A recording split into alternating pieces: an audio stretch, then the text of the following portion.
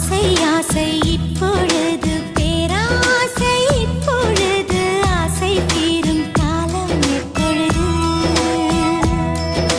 கண்ணால் உன்னால் இப்பொழுது காயங்கள் இப்பொழுது காயம் தீரும் காலம் எப்பொழுது